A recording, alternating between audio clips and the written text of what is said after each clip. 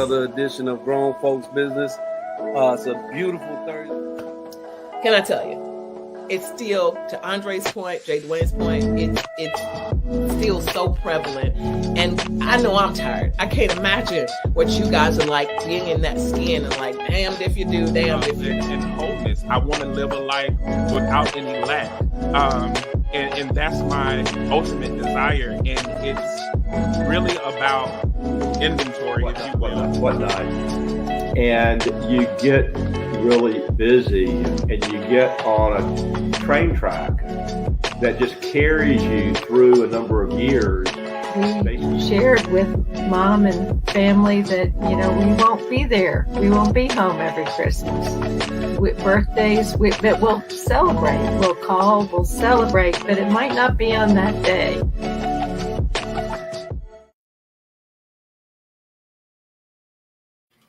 All right. Welcome to another edition of Grown Folks Business.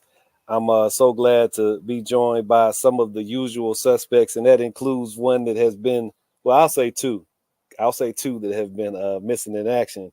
But Jay, you've been here a little bit more frequently in the most recent of times, but our buddy Bob has been off and away and somewhere that his won't be disclosed unless he discloses it. But he is pretty much the inspiration for the topic today.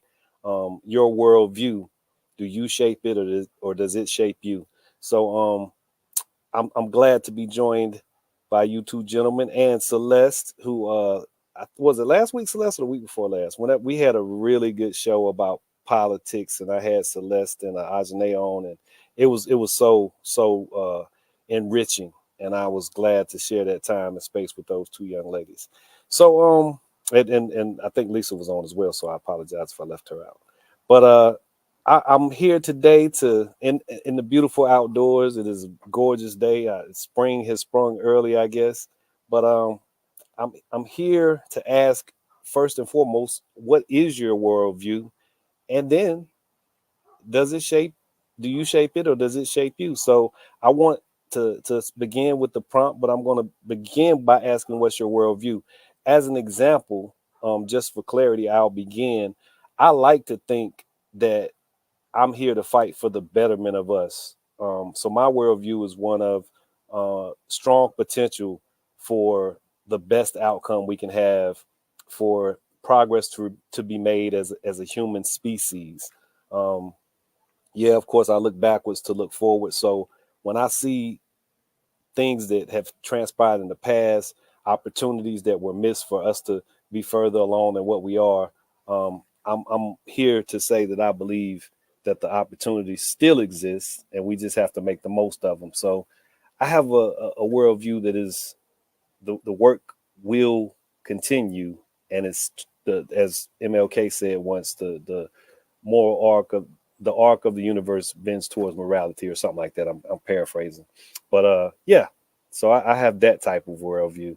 I'm interested in hearing you guys. So I'm going to start with the man, the myth, the legend, the guy that's been jet setting and high flying and doing his best imitation of Ric Flair. Bob, what you got going on, man? What is your worldview, and do you shape it or does it shape you? I thought you were talking about Jay Dwayne. Hold up, Bob. That's an opportune time to be like, woo! That's Ric Flair. That's Ric Flair impression. Oh, but okay. Anyway, go. I'm not very Flairish. I'm not very Flairish. So I don't know. I don't know how to articulate. I think that's correct. My worldview. But let me think about doing that. Because I think one's worldview, if it's not perpetually evolving, I think you're really missing out on what the world offers to you.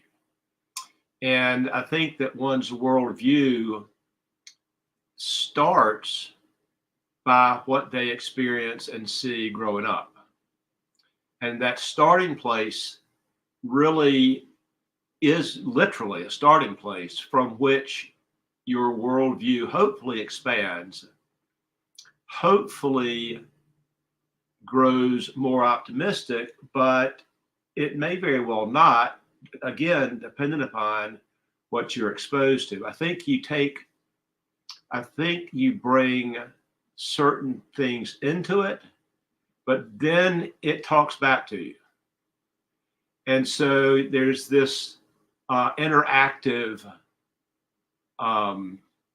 evolution of perspective based upon your starting place, based upon what you experience, and based upon how you respond to what you experience, based upon your nature. Are you optimistic? Are you pessimistic by nature?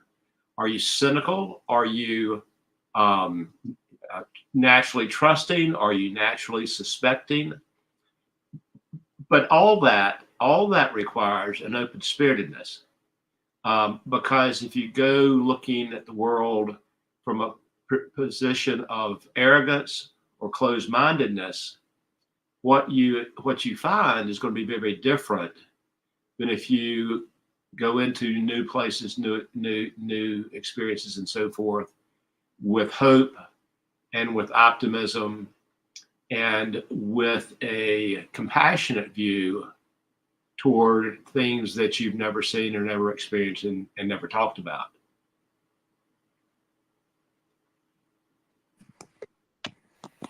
So with that being said, can you articulate now your world view? Yeah, I think my worldview is that we all contribute and we all impact it. We all impact each other's worldview, and we all bring to the table certain things, and we leave with something that's formed by the collective of our experiences and whatnot. And so I think that the mission, if you will, is to really understand that we're players in the worldview of the rest of the world. And what do we want that play or contribution to be? And how can we make that positive for others, which is the best way to make it positive for ourselves? How do we bring a sense of help and a sense of compassion? You know, I've been a lot of places, and if I take the same self into all of those different places, what I take away from all those different places, or what I experience in all those different places, is very different one place to the other. And it's not about me being different. It's about what I encounter. And it's about the attitude of the environment or the mindset of the environment. Something I remember that I always was amused by. I studied French for 8 years, and yet spending time in France was much more challenging than spending time in Italy. And it was all about the notions of interaction and communication and expectation. But my takeaway from time in those places was different, but it was nonetheless constructive. And so, you know, we don't control much. We control ourselves in an environment that we don't control. And so, again, that's a matter of what do we do with it, and how do we make it as constructive as we possibly can, and where do we go back to because of our sense of gratitude or our sense of constructive experience or our experience of beauty or lack of it. Yeah, there's a you started off in a place that should come up in the next question, and I'm looking forward to getting to that, because it's kind of about when did you discover that the world could have that effect on you, and you could potentially have that effect on the world. So we ain't at that question yet, but it came up a little bit, Bob. But I appreciate that. Coming to you, Jay Dwayne. I'm gonna save the women for last, but Jay, what is your worldview, and do you shape it, or does it shape you? I was sitting there thinking about what Bob was saying, and I feel like we're very close in that regard. I do feel like it's a combination of conditional shaping and then stepping outside of that and defining it for yourself. I'm very careful with saying that, because a lot of times, working in value-based places, a lot of people don't realize the values that they carry. Which is the same with perspective. A lot of times individuals argue about the nuances of perspectives versus the overarching thing, the big picture. So when you start thinking about it, one thing for certain is, no matter where we are in this world, we know that people are trying to live. No matter where they are, they're trying to live. Now, how they live is where it becomes a little bit more questionable. And we can kind of debate that. And so I tend to lean more towards, we're all trying to figure it out, and we're all using the resources that we have within whatever environment that is to do that. And I feel like, because of the human evolution, a lot of things we have been given that we don't realize. Some of them think that it's innate, but it's very conditional or behavioral, that have been passed down and has also shaped the way that we view life. But then there becomes a personal accountability when you say, why do I believe what I believe? And so I feel like we got to have that both, like, this was given to me, but this is what I'm willing to accept, or this is what I can influence to change. So I think it's a marriage of both. Nah, I really like that observation. Of course, Bob's as well. It's this understanding that we're all trying to live. Can we at least agree on that, right? I mean, well, my perspective says, and your perspective, no, it's not. At the minimum, on a base level, we have to agree that we're trying to live, and then we can actually say live comfortably. So can we can we just be rational about some of that? But yeah, you're right. I think some people get enamored with their subjective perspective, and then they project, and that part is what limits I think some common sense in the world. Celeste, I'm coming to you, and then Mary Carmen, I'm coming to you. Celeste, your worldview, do you shape it, or does it shape you? I feel like it's a little bit of both, because when you are a young child, it's shaped by what goes on around you. Your worldview is shaped by what you are exposed to within your household, what your parents expose you to outside of your household, what you learn from the people around you, the behaviors, the skewed views, the nuances, all of that. Because as a child, you're a blank slate until the people around you come in and start painting. And whether that be painting you in dark colors and messing you up, that's one thing. Whether it be in light colors and sending you into the world emotionally healthy, those things are around you. Now, once you turn about 14, 15, you start to dive into mainstream culture. And I would say around 16 is when you start to get into those subcultures. And what is it? A lot of those TV shows about high school and stuff from that period of growing up, they talk about like the kids that would wear all black to high school, or the jocks, the cheerleaders, all those different stereotypical groups in that high school age. When you start to find your own self in your own crowd, that's when I feel like you start to predominantly start to change the painting yourself. So if it's all a blank canvas and you're either getting dark colors, light colors, a mix, once you put dark colors on a canvas, you can't erase them. You can start to add yellows, you can start to add blues, you can start to add reds, you can start to change the level of darkness. You can add in whites and make gray. You can start to lighten the colors on the canvas, but you can't erase what's there. But if you have a light canvas, the same rule applies.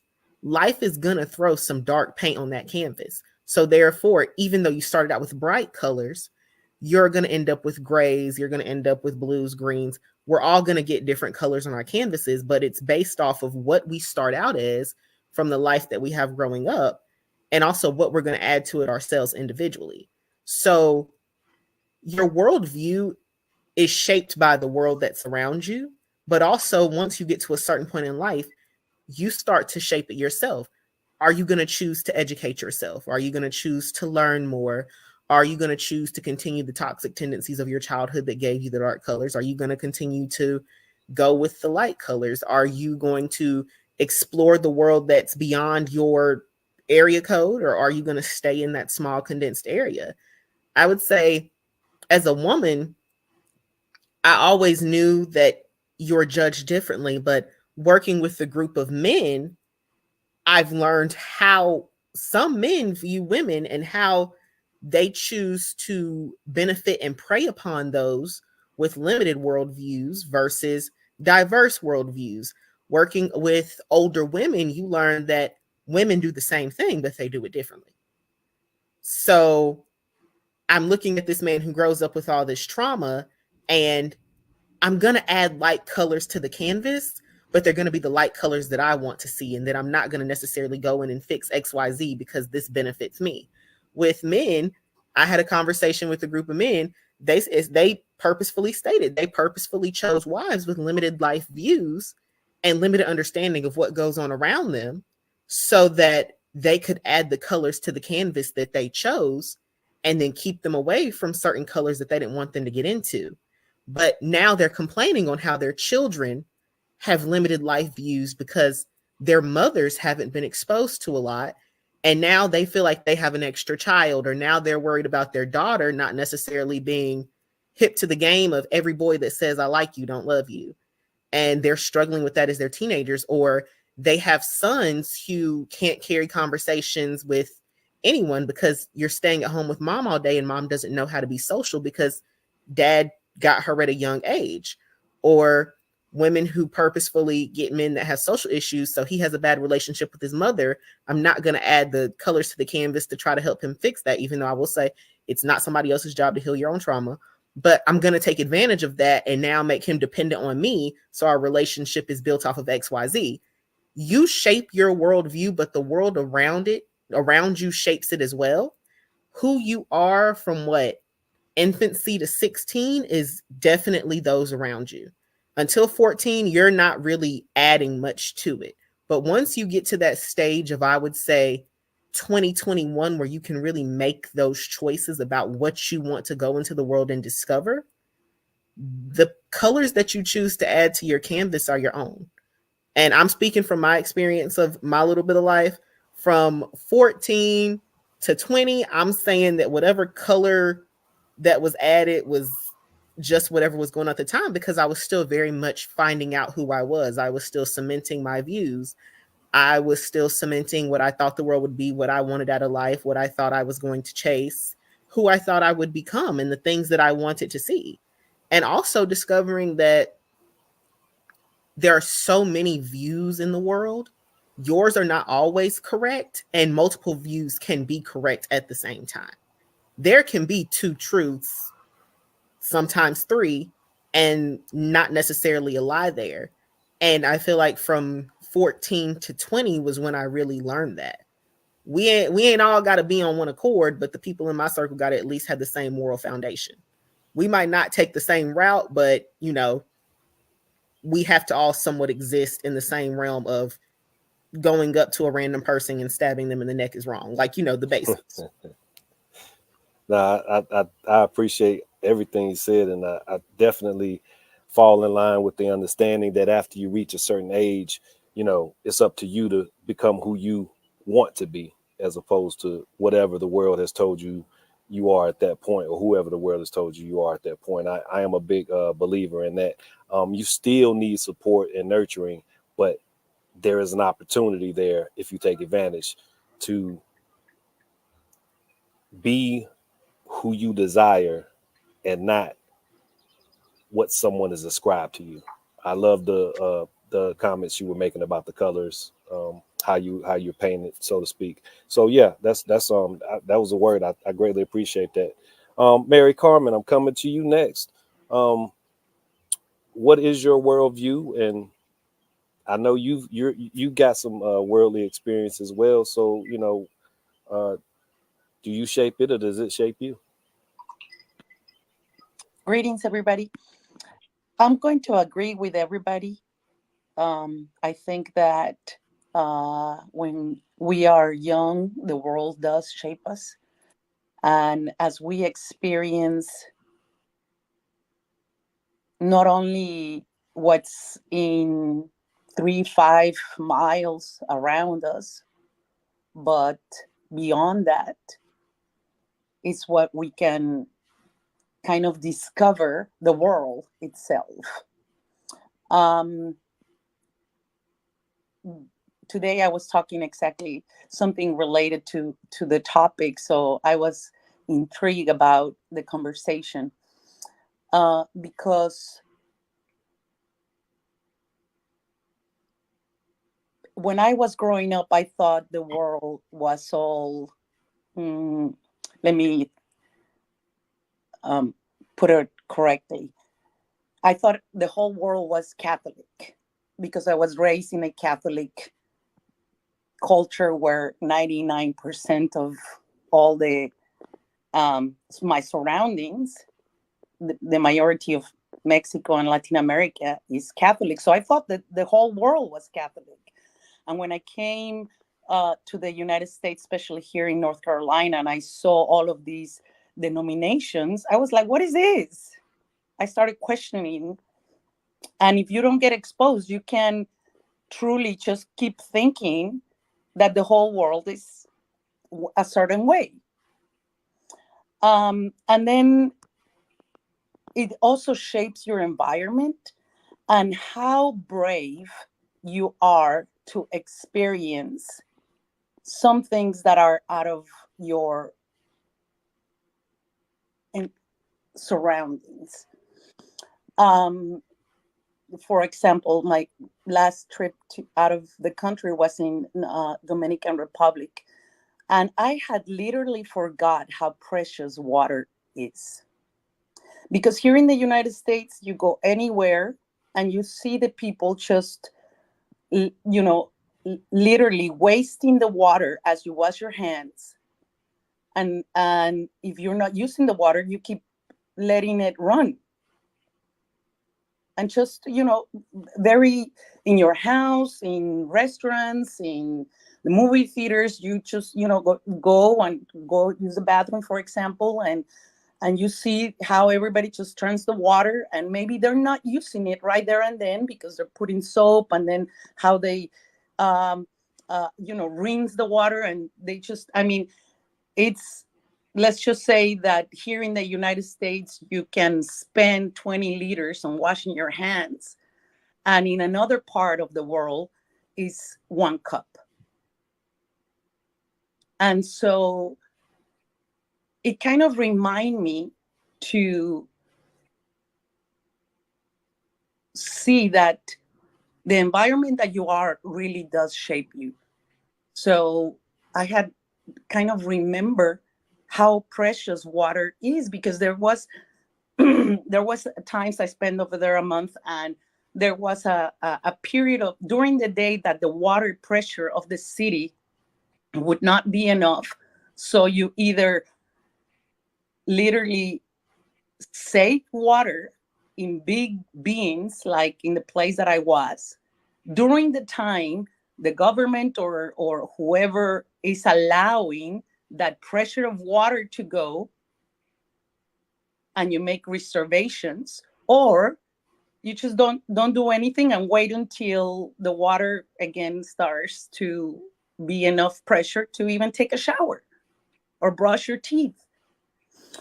And so when I came back, I started, because of that experience and that reminder, here in my house, my world kind of started changing about this water situation. And I'm just saying water because it was a very easy example for me to see, but there was many other things, like food, transportation, and all of that.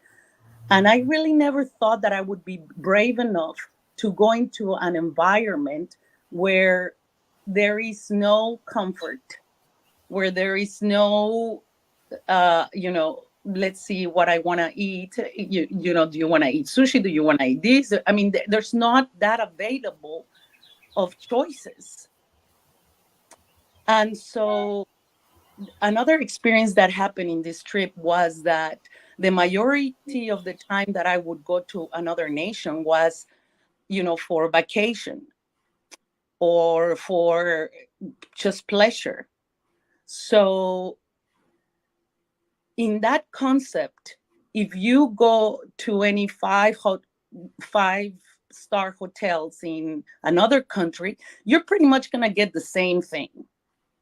The same service, the same comfort, the same thing, whether you are, in Africa or Europe or Latin America, because the standards of that lifestyle is kind of the same. So what world do you belong? Do you belong to a 5-star lifestyle where if you are here in the United States or in Europe, is kind of like the same treatment? Or are we brave enough to say, let me get out of my comfort zone, and instead of going to, Miami, let's say, let me go to the streets of Chicago and let's see, how that is and what experience am I going to get, and what is the world of the people in Miami and what is the world of the people in Chicago, just to keep it national. Nah, I get it. I like that you are bringing. Well, we're talking about color and we're talking about water, and I like the water thing because you're basically expressing how much is actually out of your control. What you're accustomed to in one place isn't the norm in another. So yeah, expanding your worldview, which gets me to this other question, has so much to do with what you encounter as a youngster. And I want to touch on that. Bob, did you have a comment? Because I'm coming right back to you if you wanted to make it. No, okay. I'm listening, and I'm really interested in all of what I'm listening to. All right. So I'm going to start with you again. But you kind of expressed this when you made your comments about worldview. But when did you realize there was more to the world, more to see, more to explore? I, as everyone has alluded to, acknowledge that in my childhood, and the things that came to mind, one of the ones primarily was Smurf Island, going to Carowinds. I mean, it's as small of a bit of exposure that is, when you reflect back and think about how awesome it is to be somewhere like an amusement park, and some of the stuff that you get to encounter and experience in these little enclaves and villages that exist in certain amusement parks like Carowinds or Disney World, et cetera, et cetera. There's often some type of celebration of another culture, or even if, like I said, Smurf Island, even if it's some animation or some old cartoon, it's still an acknowledgement of something different, and you get to be exposed to it. For me, it was Carowinds, it was Connecticut, it was books, travel in general. So when did you notice there was more to the world and more to see, Bob? I think probably, again, excellent question. I've never thought about that, but I think probably it was when we took a family vacation to Florida. And Florida, I had in my head Florida as this exotic place because it had palm trees, it had Everglades, and it was this exotic place several states away from North Carolina. And I say several, it was, 3. And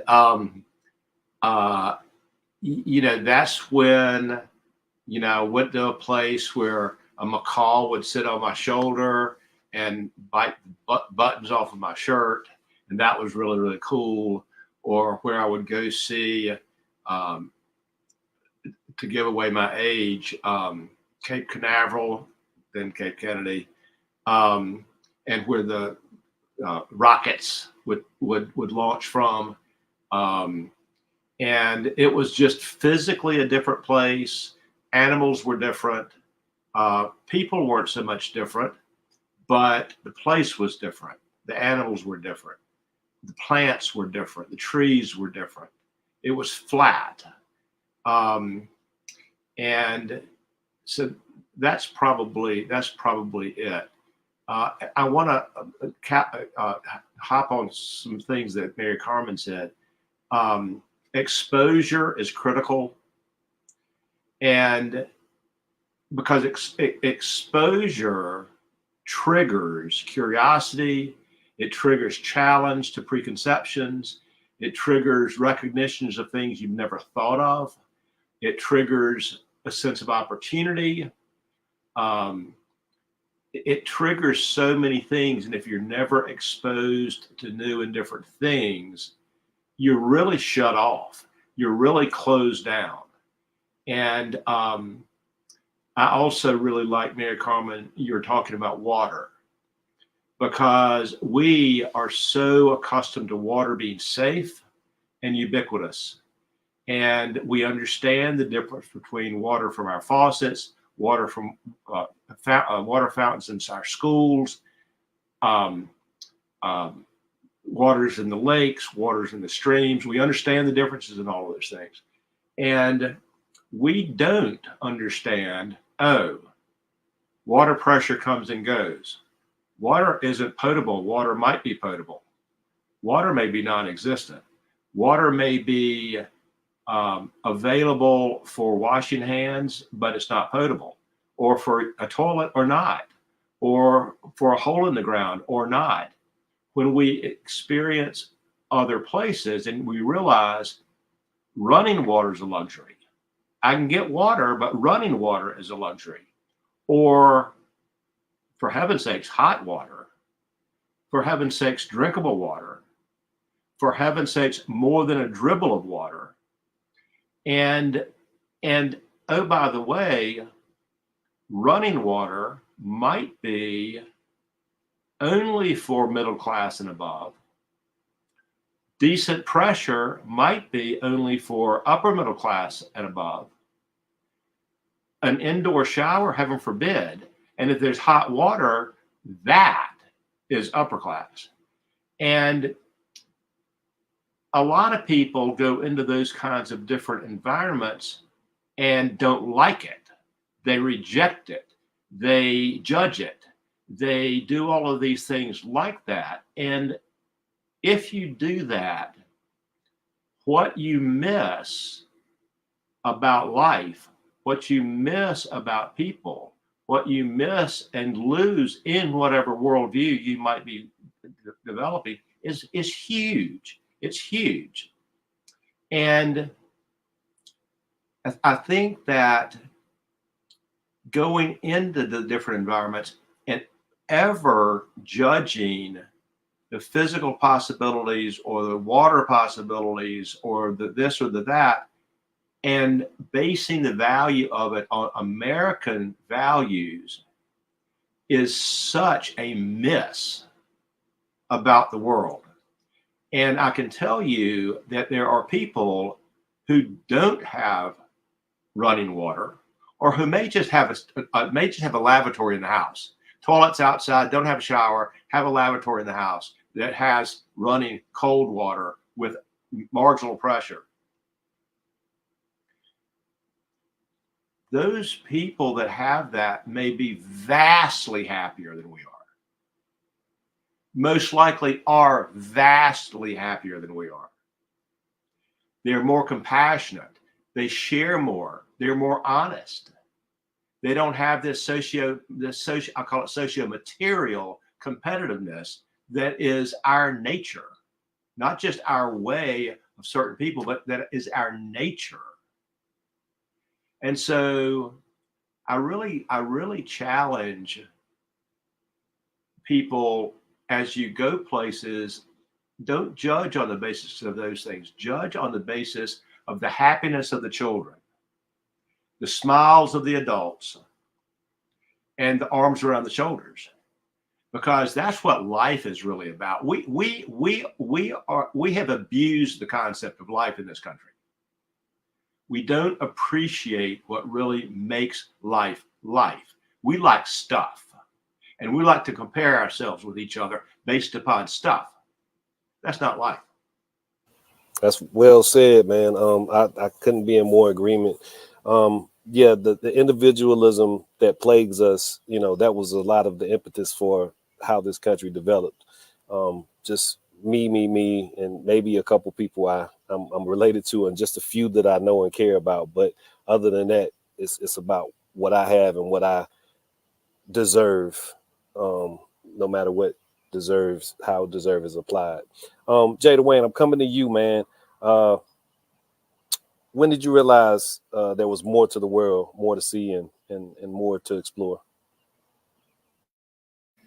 Now, the interesting thing about this is I just had a conversation with a group of friends, and I was like, this is technically the first like adult generation that didn't grow up with like the Mickey Mouse Club or like Kids Incorporated. And it shows in a lot of different ways. Like when you talk about worldview, there was certain types of programming that was readily available that we could identify even with people who looked like us. One of the bigger things that like even Disney did for me, even as a child, it encouraged creative imagination. And then I was watching this, I don't know how this happened, but I was watching this TikTok, and this young lady spoke about how there was a shift with the Disney Channel and how it took away the imaginative state and tried to shape a world for us. And in that shaping of a world, it took away identity. And I was like, I never thought about that. I never really thought about it. And it was the influx of social media. The person did all the statistics about how the influx of social media caused Disney to say, hey, we need to get with the programming because people are no longer watching television per se. Now we have to be more creative. And with that, they ended up having a decline in viewership. As I was strolling, I don't know why I was on this, because you know, when you like one thing, it changes your algorithm. It was a group of now Europeans who are really vacationing in the Americas, in the United States. And what they're campaigning is Americans don't have to go to another country because America is so big within itself that the states are like other countries in comparison. And I was like, what? And I had this feeling because I've been telling the girls, like, I want to do the Western. I told this on the show. I want to do the Western part of the state because of that. And so something in me as a child has always felt like, and it could be because I'm from Augusta, which is a military town. I'm just thinking about all of this in real time. I've always felt like the world was bigger than me. And I always felt like there was more to explore, whether from a physical standpoint, a social standpoint, a spiritual standpoint, or a creative standpoint. And I don't know if that's a result of, you know, the television, the environment that I grew up in, or it was just an innate desire that I have as a human to thirst and search for more. But I've never looked at it as, okay, the world is big as Augusta, Georgia. My brother and I, matter of fact, I have some of our old books. My brother always wrote as even a child that he's going to live in like a big old city, and he lives in New York for 20 years. So I do think that there's something in us that calls us to that more. Now, here's the other thing. The average person don't leave a 60-mile radius of their home. So there's some beauty in that. I don't want us to also penalize a person who is content with their surrounding, because sometimes that does happen too. Like for me, I live in the suburbs. As soon as I get in the city, I don't care if it's Raleigh or Durham, I notice a difference from the parking lots, from the customers. I just went to Durham on a Saturday night, and the Waffle House is 24 hours, but you got to order it from an app. The suburbs would never. Like, what is that? The parking spaces are small. And so for me, I like the suburbs. That's not knocking my best friend who likes the city. I just realized every time I go to Durham or every time I go to downtown Raleigh, I appreciate coming to Western Wake. Like, this is where I belong. I don't have to worry about parking. I don't have to pay for parking. I don't have to do these things. But I do feel like we have to do, it's an appreciation of where we're from, but at the same time, listening to whatever that is inside of us that is saying, if it is more, it's up to us to explore it, or that's where resentment comes. So I think each person is different and their calling is a little different in that regard. Long way to answer your question. I'm sorry. Ah, man, perfect answer though. I mean, I'm the same way. There's just places I'm going to just visit. I'm not going to stay very long, or I'm going to time my visit to those places where I'm not dealing with certain things that generally everybody else is just okay with. I'm not a lot of people person. I like to be able to move around. Celeste, I'm coming to you. When did you realize there was more to the world, more to see, more to explore? So when I was listening to everybody answer this, I'm going to go ahead and preface this with the cautionary statement. I'm going to speak from a place of privilege and where I grew up, and I totally acknowledge what I'm about to say is coming from a privileged view. I understood that there was more to the world and there was more to explore. I understood easily by my, 5th or 6th birthday? Because I grew up with a father who was in the military. He was a specialist. He was 82nd Airborne. Like, he wasn't just in the unit. Like, he actually jumped out of the planes. So when, America had all this going on with Germany in the 70s and 80s, he lived in Germany for some time. And then he was in Panama when Reagan was destabilizing South American governments in the 80s. And he got to live in different splotches of the world. He's from small town North Carolina, like going back to his hometown, the big houses of slavery and the sugar shacks of sharecropping still exist. He said the first thing he was going to do when he was old enough was get out. He joined the military, left, never moved back. I come into the picture when my dad is 40. He makes it a mission to expose me to the world because he doesn't want me to grow up with a small town mindset. He doesn't want me to grow up ignorant to the facts of life. And he doesn't want me to grow up sheltered in a way where he felt like I was easily targeted by people to be taken advantage of, deal with the misfortunes of others taking advantage of my naivete. So his goal was to expose me to as much as he could. And then on top of that, I have a mother who likes to travel and plan trips. So growing up, we did before I was 5, my parents had already taken me to Disney World, and they're literally regulars at Myrtle Beach. Like, it's to the point where they know the staff in the restaurants. Of course, I don't remember going to Disney World. My dad's always like, well, we took you, da-da-da-da-da. They ended up taking me again later on in life where I remember Shamu came through and splashed me and I got salt water in my eye. Very visible. But by the time I was 10, from the time I was 5 to 10, I remember we did the historical tours in Virginia, seeing Thomas Jefferson's home, seeing the different homes of, the racist slave owning presidents of the 1700s, George Washington, all of that. We stayed in Alexandria, Virginia, and I went to Arlington National Cemetery. I went to the Capitol and got to see the buildings. We went to the Washington Monument. We went to DC again after they built the MLK monument. I was obsessed with Lilo and Stitch because Disney Channel exposed me, like Jay Dwayne was saying, Disney Channel exposed me to, there are different cultures, there are different worlds. So when I was 8, my parents took me to Hawaii. We went to Kona, Kauai, and we went to Honolulu. And I got to go on the luau's. I got to go to the luau's. I got to see Polynesian culture. I got to see Polynesian people. I still remember till this day, I was 8 years old and the women were absolutely stunning. Like, I was obsessed. They were beautiful. The long, beautiful hair. I know, of course, some of it was show with the skirts and stuff, but I'm talking about just the women, like, as you walk through the markets, because at the time, Kona, Kauai is a smaller island, it's a small island. It's one of the islands in the back. It's not the main island. It's not where Honolulu is. So they still had a lot of the indigenous and native culture. So you're seeing these women in their regular culture wear, you're seeing them in the long dresses, their hair's down or tied up, they're taking care of children. They still have a market because they're growing their stuff on Kona, Kauai, so they don't have to import it from Honolulu. So you can walk through and you can actually go to the markets and see the people. The women were gorgeous. That's like the main thing I remember. Like I was 8 and I was like obsessed, especially with the long, pretty hair. And then when I'm getting older, of course, I am fortunate enough to go to DC. I'm also a competitive cheerleader. So I'm going to Ohio, I'm going to Florida, I'm going to these different parts of the country and seeing how different cultures work. And then as I move into adulthood, where was the first, I can't remember. It was one place that we drove through.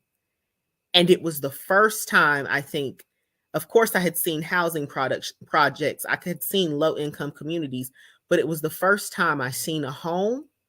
And I was like, this is what poverty genuinely looks like, not on a governmental scale where they have the government systems and that's what they're living off of and that's how they're receiving help. But I'm talking about like, this is what, there's no government system here. We're making ends meet the best we can. This house is the best we can do. It's what we're going to live in and we just have to figure it out. It was some southern state, I forgot, but I was in shock. And then I went to New Orleans, Louisiana with my parents the summer before I started law school.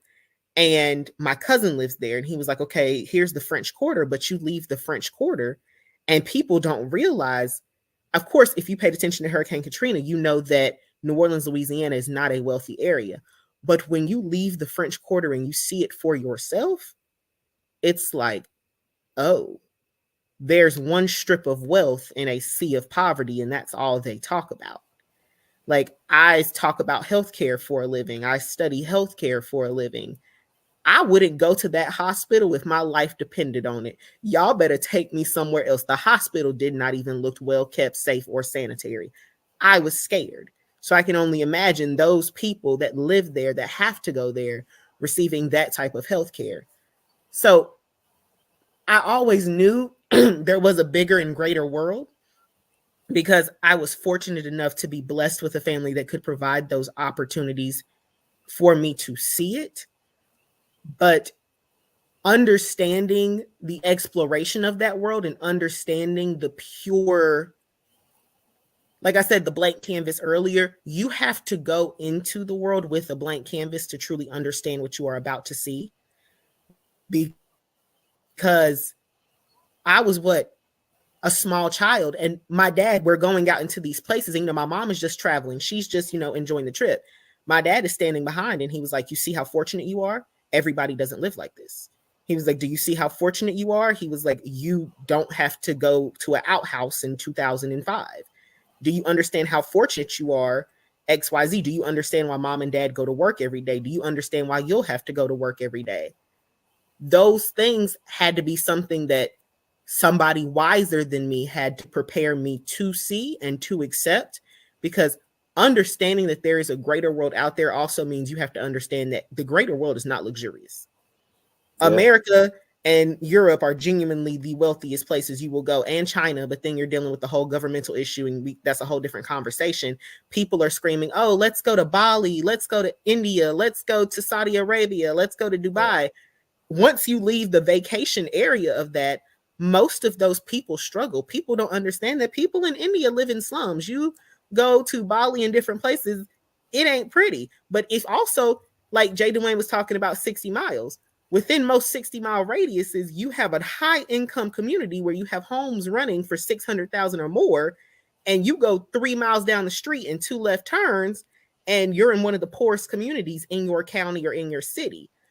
Going into the world and understanding that there is more to explore to the world is a blank canvas move, because like I said, those dark and light colors, they're about to get mixed on that canvas. And if you're receptive to it, your perception of the world, how people view things, it's going to change, because everybody doesn't live like you. One, some people are very privileged too, and you have to acknowledge that privilege and recognize everybody around you can't get it.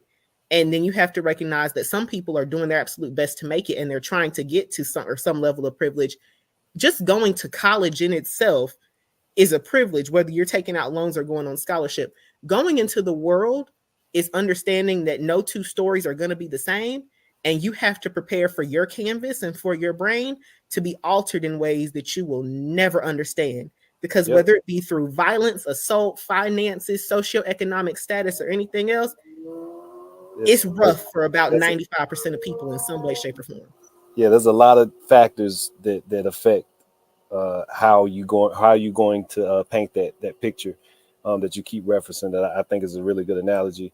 Real quick, I'll mention I went to attended virtually a presentation that was concerning World War II veterans, Black soldiers, and the exposure that they received from leaving their hometowns to go to Germany and such, and France, etc., and what that did to their worldview as well. So your father being in the military definitely played a large role in that. Mayor Carmen, I'm coming to you lastly. I don't want you to rush, but give me the answer to that question. Then I have one final question to run through the space, as I try to do sometimes, and get a short answer from everybody. And we're getting close to time, but I want to get your response to when you realized that there was more to the world and more to see and more to explore. Yes, I think it is about identity. As I kind of explore other environments and countries, I realized that everybody was competing with everybody. Whether it's a level of, being poor, middle class, or high class. The competition was very palpable, if I may say so. And when I realized that I really didn't have to compete with anybody but myself to make me a better person for the world, that really changed my view, and it gave me strength and bravery to kind of step out of the luxury of the middle high class that I grew up in Mexico, and that helped me to be able to communicate and to be really one-on-one, whether it's with, like right now, I mean, all of you are educated people, are people that are, with a level of comfort, with a level of that if you want to eat whatever you want tonight, you're going to be able to go and grab it. And if in 30 minutes I step out of my house here and I see a homeless, I can have a conversation with that person. And I think that's what one of the things that Bob was saying. Life really is about really connecting and being happy with that person. And when you put limits in yourself, and that's what I was kind of trying, to get out. When you put limits in yourself of, well, I'm just going to hang around with the people that I grew up, or I'm just going to hang around with, stay in an environment, regardless of what, wherever you are, so that I can keep that comfort level or that status of lifestyle, then you are missing out. You are in a level of really connecting, like truly heart to heart with the others. And then you are no longer part of the whole world, but just pieces of the world, where it doesn't matter where you are, you just want to hang out with the high class people, or you just want to hang out with these. And so you miss out on that experience of your own personal growth, to compete and to grow with yourself, to make yourself better through experiences and through other people's stories, and you kind of become numb to what really the reality, which is just really connecting with each other and be compassionate and happy and sharing and fellowshipping. You miss out. I love it. This has been a great show for me, guys. This is really what it's all about. I truly appreciate the folks that were able to make it here and impart such wisdom onto my heart. I greatly appreciate it. So, you know, the introspection is critical. Having values, you have to really know that you're here to not do harm. That's something that's important to me. So being value based and recognizing our shared humanity, that those things are just, they're so important to what Grown Folks Business is, and they're important to how I think we move in the world. So I'm going to run through the space with this last question. Just answer as quickly as you can, and I'll go first so that you have a moment. So, knowing what you know, of what are you most certain? I'm most certain that I know we need to do better. We need to, and we can. So knowing what you know now, of what are you most certain? Jay Dwayne. Knowing what I know, say it one more time, knowing what I of what are you most certain? I'm most certain now that I'm doing what I'm purposed to do. And I believe that we all need to check our values and how it's influencing how we see ourselves, others, and the decisions that we make. Love it. Celeste, what about you? I can't save the world, but I can try to create a better world for the people around me. Everything won't be perfect, but if I can push some good healthcare, if I can push some good education for children, if I can just make small improvements on what I believe can be a better world, I've done something right. Leave it better than you found it. Love it. Mary Carmen, what about you? I am most certain that every single person in the world has a value. Whether it's the president of the United States or the homeless in Uganda, Africa. Love it. Love it. All right, Bob, what about you, man? We should listen more, judge less, care more, judge less, be more other-oriented, less selfish. The world's not about me. It's not about my values. It's about caring for each other and cooperating in community. Man, it's been awesome. Y'all have a wonderful night. This has done something for me, and I look forward to the next time. The next week we're off, and then we have a special interview at the end of the month. This has been great. So I appreciate you all. Y'all have a wonderful night. Everybody that's watching, y'all have a wonderful night. Early spring. Let's enjoy. Y'all take care.